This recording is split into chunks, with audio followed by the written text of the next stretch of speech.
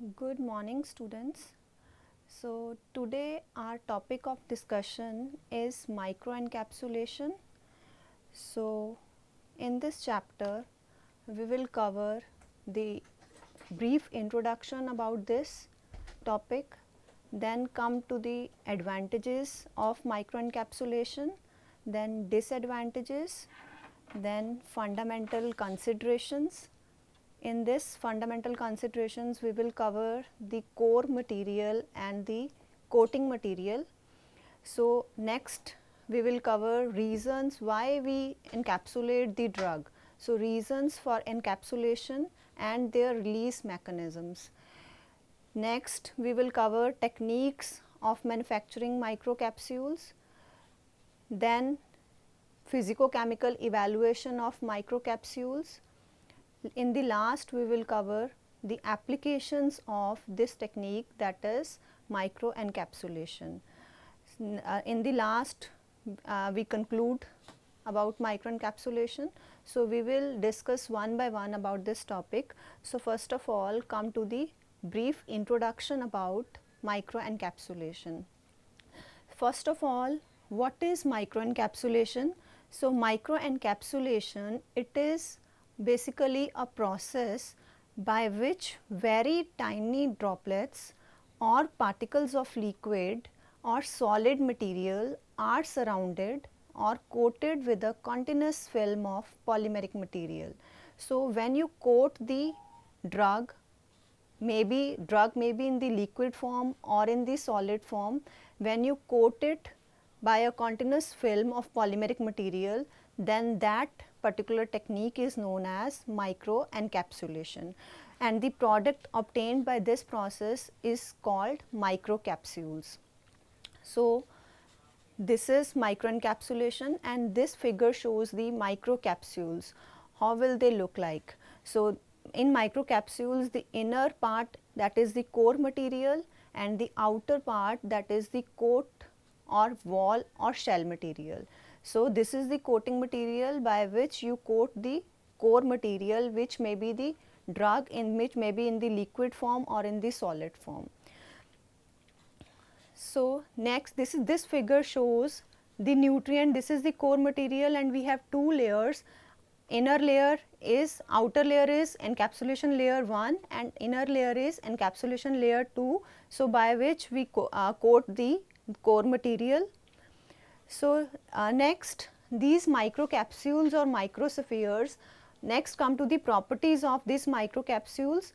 So, these microcapsules or microspheres, they are characteristically free flowing powders.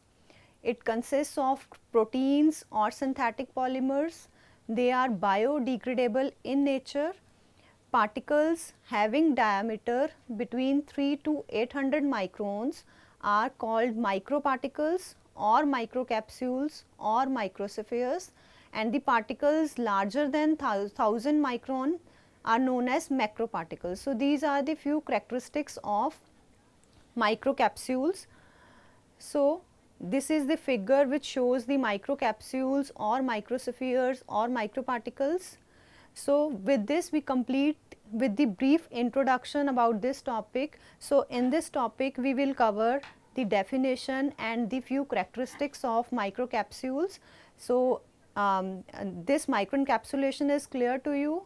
In microencapsulation, it is basically a technique by which very tiny droplets or particles of the liquid or solid material, they are surrounded by a continuous film of polymeric material, and the product obtained known as microcapsules. So, next come to the advantages of microcapsules. So, why we do this microencapsulation? We do microencapsulation to increase the bioavailability of the drug. I think bioavailability is clear to you all. Bioavailability, it is basically the rate and extent of absorption by which the drug reaches the systemic circulation. So, by this technique, microencapsulation technique, we can increase the bioavailability of the drug. Second, to alter the drug release and separation of reactive core from other materials. So, microencapsulation is done by this it alters the drug release, and it separates the core material from other materials. So, core material, we want to separate this core material because we have to coat this core material. So, it helps in the separation of reactive core from other materials, and it also alters the drug release. So, next advantage is it improves the patient's compliance. So, by microencapsulation technique, we can mask the bitter taste of the drug. By we improve the odor of the drug. So, it also improves the patient compliance. Next advantage is it produces a targeted drug delivery system. Targeted drug delivery system includes controlled release drugs, sustained release drugs. So, by this technique, we also prepare different dosage forms like sustained release dosage forms and controlled release dosage forms. So, next, to decrease evaporation rate of the volatile core material. So, if you coat the core material, if you coat the microencapsulation technique, it also decreases the evaporation rate of the volatile core material. If your core material is volatile, then microencapsulation technique, it decreases the evaporation rate. Next, microencapsulation technique, it converts the liquid to solid form and it masks the core taste. As I told you earlier, it improves the patient compliance. So, it also masks the bitter taste of the core, and it, by this microencapsulation technique, we convert the liquid drug to the solid form. So, next advantage is it protects the GIT from irritant effects of the drug. So, by microencapsulation, we can also reduces the irritation, gastric irritation caused by few drugs. So, last advantage of microencapsulation technique is it prevents the oxidative degradation of the drugs. So, these are all the few advantages of microencapsulation technique.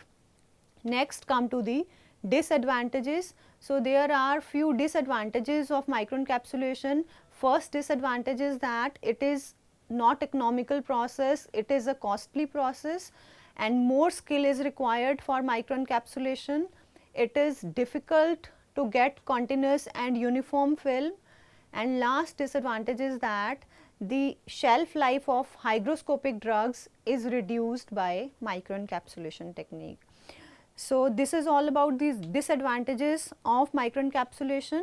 So, I think microencapsulation definition, few characteristics of microencapsulation, what are the advantages and what are the disadvantages of microencapsulation, that is clear. Next topic is fundamental considerations.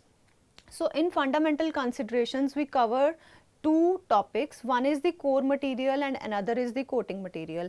I think core material and coating material is clear to you. This is the inner part is the core material and this is the coating material by which you coat the core material. So, we will discuss these two materials in the fundamental considerations. So, generally microparticles, they consist of two components. One is core material and another is coat material, also known as shell material.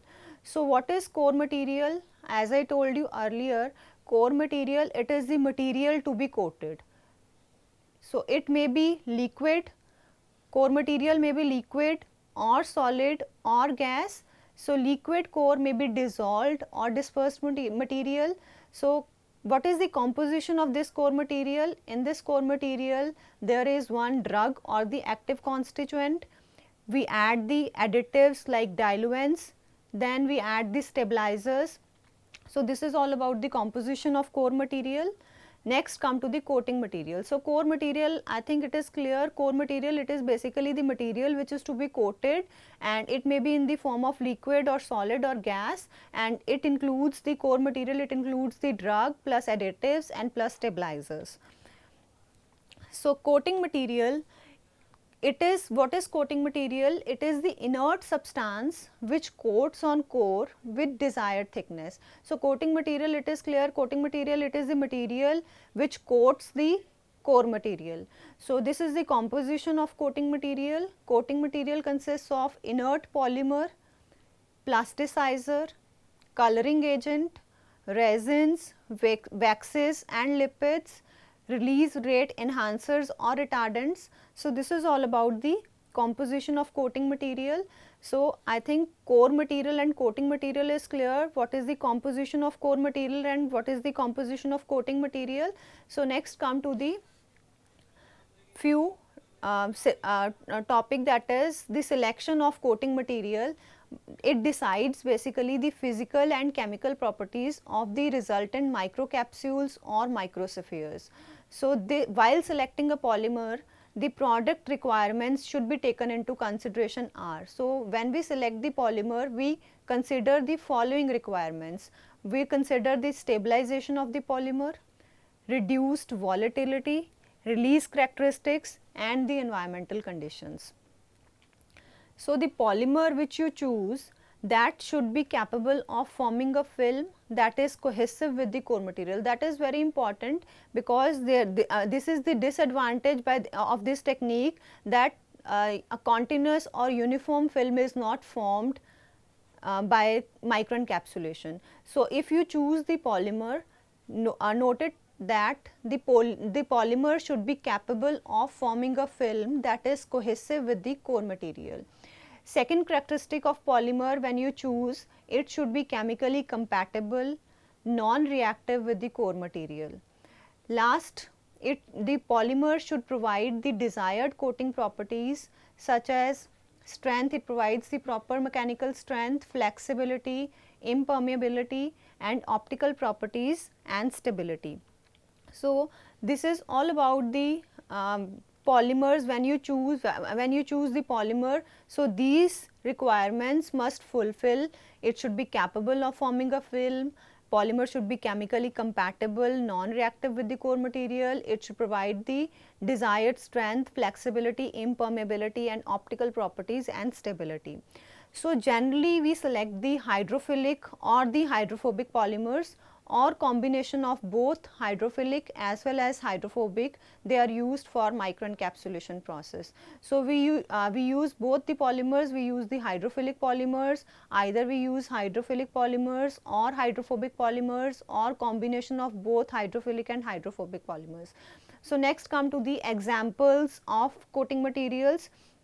So coating materials include water soluble resins, water insoluble resins, waxes and lipids, enteric resins. So these are the examples of these. Water soluble resins include gelatin, gum arabic, starch, PVP, polyvinyl pyrrolidone, CMC, carboxymethyl cellulose, MC, methyl cellulose and polyvinyl alcohol. So water insoluble resins, it includes ethyl cellulose, polymethaacrylate, polyamide, cellulose nitrate. Next example of coating material is waxes and lipids. So waxes include paraffin, carnauba wax, beeswax and lipids like stearic acid, stearyl alcohol, glyceryl stearates. Enteric resins include shellac, cellulose acetate phthalate. So these are all the examples of coating materials. So the film thickness, it can be varied considerably depending upon the surface area of the material to be coated and other physical characteristics of the system.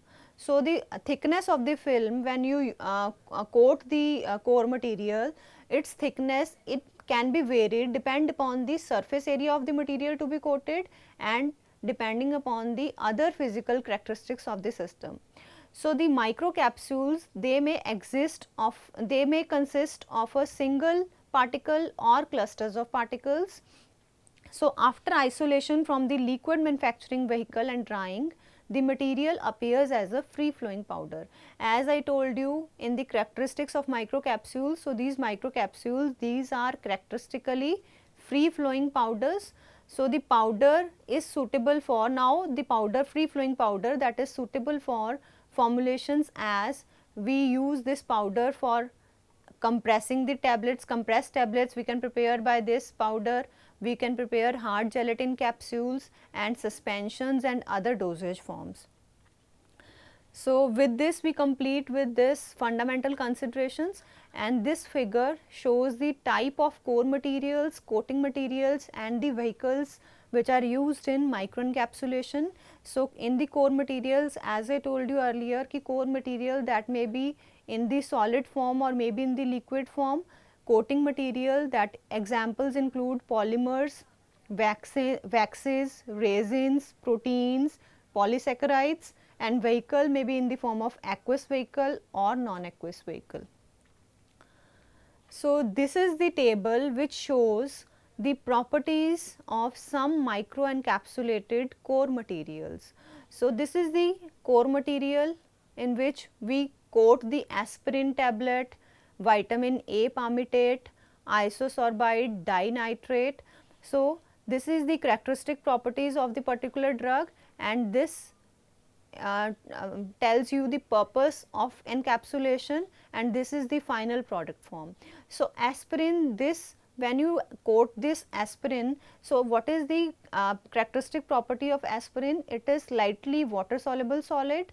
And why we encapsulate the aspirin? So we encapsulate this drug for taste masking, to mask the bitter taste of the aspirin. Sustain, when you prepare the sustained release dosage forms, then you encapsulate the aspirin. So we encapsulate the aspirin to reduce the gastric irritation, and when you separate the incompatible drugs, then also encapsulation is done. So when you encapsulate the aspirin, the final form, final product you will get, that is in the form of a tablet form or capsule form. Next is vitamin A palmitate. So vitamin A palmitate, it is non-volatile liquid. So we encapsulate this vitamin because it prevents the oxidative degradation of the drugs. So final product you get is dry powder. Next is isosorbide dinitrate. So this is water soluble solid, and you encapsulate this drug because you have to prepare the sustained release dosage forms. When you prepare the sustained release dosage forms, you have to encapsulate this drug, and finally this it will get in the form of capsule. So this table shows the properties of some microencapsulated core materials. So next come to the, so with this we complete with this topic, that is the fundamental considerations, in which in fundamental considerations we will cover the core material, coating material, and polymer which you select for coating the materials, then examples of coating materials, and finally this table shows the core material, coating material and vehicles, and this is the, this table shows properties of some microencapsulated core materials. So in the next topic we start with the types of microcapsules. So we have three types of microcapsules: mononuclear type, polynuclear type, and matrix encapsulation. So this is the morphology of microcapsules that depends mainly on core material and the deposition process of the shell. So in mononuclear microcapsules, these microcapsules contain the shell around the core. Polynuclear capsules, they have many cores enclosed within the shell. In matrix encapsulation, in this the core material is distributed homogeneously into the shell material. So we have three types of microcapsules: mononuclear, polynuclear, matrix encapsulation. So this is the different types of microcapsules. Mononuclear, I told you mononuclear, it contains the shell around the core. So this is the core and this is outer one is the shell. In polynuclear type, I told you it contains many cores enclosed within the shell. So this is the shell and it contains the many cores. This is the polynuclear microcapsules. And in matrix encapsulation type, in this the core material is distributed homogeneously into a shell material. So this is the shell, and this we homogeneously distribute the core material. So these are the different types of microcapsules, like mononuclear, polynuclear and matrix microcapsules. So this is all about the types of microcapsules. So next come to the, what are the reasons for encapsulation? As I told you earlier, we encapsulate the drug to mask the bitter taste of the drug, to protect the drug from oxidative degradation. So, in this topic we cover the why we encapsulate the drug. So, the core must be isolated from its surroundings, as the core material which we have to coat, which we have to encapsulate, that core material must be isolated from its surroundings to protect the first. Why we isolate the core from its surroundings? To protect reactive substances from the environment, to convert liquid active components into a dry solid system. As I told you earlier, we encapsulate the drug. By encapsulation we can convert the liquid drug to a solid drug. So, to separate incompatible components for functional reasons, when you separate the incompatible components, then we have to do the encapsulation. So, last, why we encapsulate the drug? To protect the immediate environment of the microcapsules from the active components. So, these are the few reasons for encapsulation by which we can isolate the core material from its surroundings. So, to control the rate at which it leaves the microcapsules. So, the rate at which the drug leaves the microcapsules, as first, to control release of the active components for delayed release or sustained release. The problem may be as simple as masking the taste or odor of the core. As I told you in the advantages, we have to do the encapsulation to mask the bitter taste or odor of the core material, to increase the bioavailability of the drug, to produce a targeted drug delivery system, and to protect the GIT from irritant effects of the drug. So, these are all the reasons by which we have to do the microencapsulation. So, these are the reasons for encapsulation. Next come to the release mechanisms. So, release mechanisms include key by which the drug leaves the microcapsule, how the drug releases from the microcapsules. So, we have variety of release mechanisms for microcapsules. First is by pressure or shear stress, by melting the wall means by melting the this core coating material, by dissolving it under particular conditions, as in case of an enteric drug coating, by enzyme attack, by chemical reactions, by hydrolysis or slow disintegration. So, these are all the release mechanisms by which we release the drug from the microcapsules. So, with this we complete with this topic, that is the reasons for encapsulation and their release mechanisms. So, next topic which we will cover the microencapsulation technologies. So, microencapsulation technologies, the technique of microencapsulation, it depends upon the physical and the chemical properties of material to be encapsulated. So, it depends upon, we can say that it depends upon the physical and chemical properties of the core material, because we have to encapsulate the core material.